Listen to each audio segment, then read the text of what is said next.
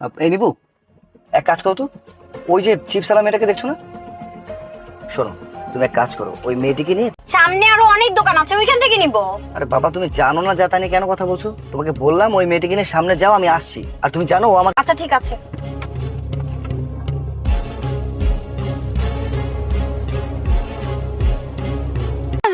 নেন না পা চিপস, মোটে 10 টাকা দাম। না আমার কোনো চিপস লাগবে না, তুই চল, তুই সামনে চল, তোর চিপস সব বিক্রি হয়ে যাবে, চল। ও শুন, এই তো একটু সামনে। আপা আপা আমি চিপস বেচবো না, আমার জোরে হাট।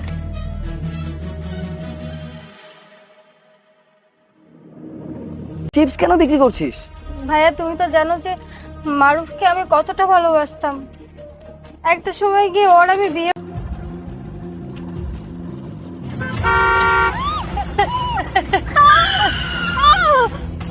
ফ্র্যাকচার হয়ে গেছে, উঠতে পারছি না, আমার পায়ে খুব লাগছে, আর হাঁটতে পারি না। জানো তো ভাইয়া, আমার পেটে একটা বাচ্চাও ছিল, কিন্তু মারুফ বাচ্চাটাকে নষ্ট করে ফেলেছে। আমাকে নিয়ে আমি আর সংসার করতে পারবো না। ঘাড় ধাক্কা দিয়ে ভাইয়া আমাকে বাসা থেকে বের করে দিয়েছে।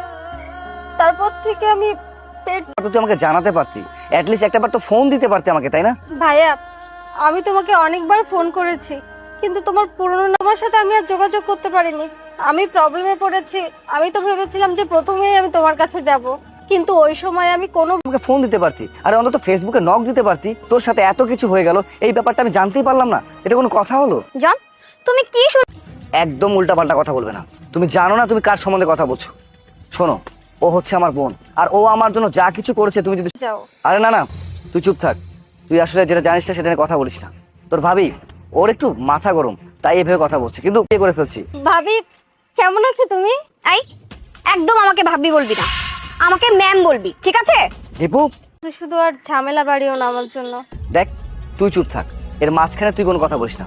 তুই চল, তুই আমার সাথে আমার বাসায় যাবি, আয় গাইতে ওঠ। তখন থেকে তুমি কিন্তু তোমার বিহেভিয়ারের লিমিট ক্রস করছো। হ্যাঁ, তুমি তখন থেকে কি লাগাইছো? তখন থেকে তাকে চিপস আলি বলে যাচ্ছ। আর যেহেতু ভাইয়া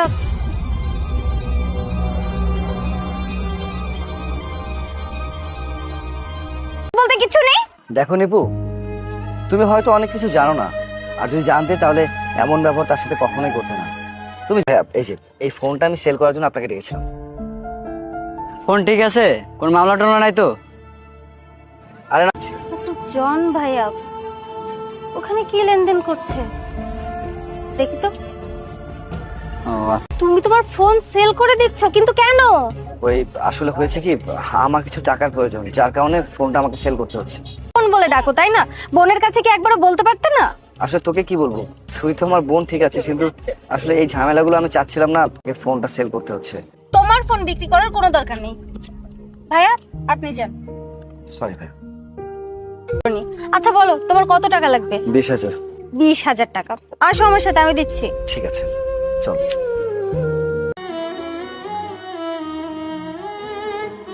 ভাইয়া এনো,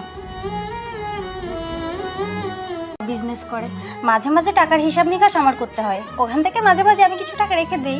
আর তাছাড়া বাবা তোমাকে হাত খরচ দেয়, সব টাকাটা যদি আমার কাছে থাকে তাহলে শুধু শুধু ঘরে পড়ে থাকবে, শুধু শুধু ঘরে পড়ে থাকার থেকে তোমার কাজে লাগবে, এটাই তো ভালো, তাই না? অনেক ধন্যবাদ। এখন তুমি বলো, একটা মানুষ যখন আমার বিপদের সময় আমার পাশে দাঁড়িয়েছিল, আমাকে হেল্প করেছে, ইভেন ওই মুহূর্তটা আমার নিজের বোন যদি হতো, সেও আমার সাথে এমনটা করতো কিনা আমি জানি না, তবে সে আমার রক্তের সম্পর্কে কেউ না হওয়া সত্ত্বেও সে আমার জন্য যা করেছে তুমি বুঝতে পেরেছো। চলো এবার গাইতে উঠো।